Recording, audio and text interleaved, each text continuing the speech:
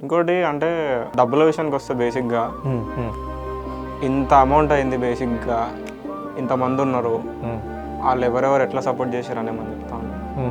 చెప్పాలి. యాక్చువల్గా ప్రతి ఫిలిం మేకర్కి జర్నీ డిఫరెంట్, అందరి డెస్టినేషన్ ఒకటే. సో ఈ జర్నీలో ఖచ్చితంగా ప్రతి ఫిలిం మేకర్కి ప్రొడక్షన్ అనేది ఇంపార్టెంట్. ఆ మెజారిటీ అక్క పెట్టింది, ఆ తర్వాత మమ్మీ పెట్టింది. కొంచెం మమ్మీ డాడీ ఇచ్చాడు. మా డాడీ వాళ్ళ సిస్టర్, మా అత్త వాళ్ళ అబ్బాయి కూడా యూఎస్లో ఉంటాడు, పవన్ అని, వాళ్ళు సపోర్ట్ చేశారు. అండ్ ఇంకోటి సుధీర్ అని ఇంకో అతను నా క్లాసే, సేమ్ సెక్షన్ వాడు. ఇక మా అక్క తర్వాత ఆల్మోస్ట్ వాడు పెట్టాడు.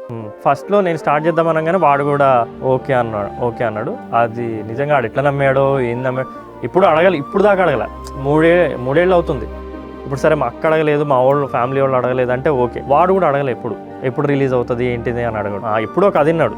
వాడు వాళ్ళ వైఫ్ ఇద్దరు వింటారు. ఇప్పటిదాకా మామ ఏమవుతుంది, ఇన్ని డబ్బులు పెట్టే కదా, తక్కువేం పెట్టలా, బాగానే పెట్టాడు వాడు కూడా. ఎప్పుడు ఏమవుతుందని అడగల. చెప్తున్నా, కాలేజ్లో ఫస్ట్ సుధీర్కి నాకు ఎట్లా పరిచయం అవుతుంది అంటే ఇట్లా ఫస్ట్ ఇయర్లో నేను క్యాంటీన్కి వెళ్తా. ఆడికి నేను ఎవరో కూడా తెలియదు, కానీ సేమ్ సెక్షన్ అని మాత్రమే తెలుసు. భయ్యా మా సెక్షనే కదా నువ్వు అంటే ఒక్కడనే కూర్చొని వచ్చి నా పక్కన కూర్చుంటాడు.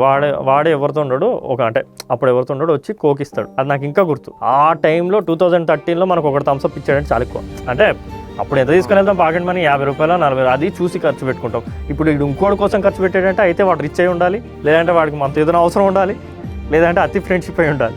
అప్పుడే ప్రొడ్యూసర్ ఇండైరెక్ట్గా చెప్పిండు కావచ్చు. సో అట్లా వాడు పరిచయం. సో అట్లాంటి వాడు ఇప్పుడు మళ్ళీ డబ్బులు పెట్టాడు.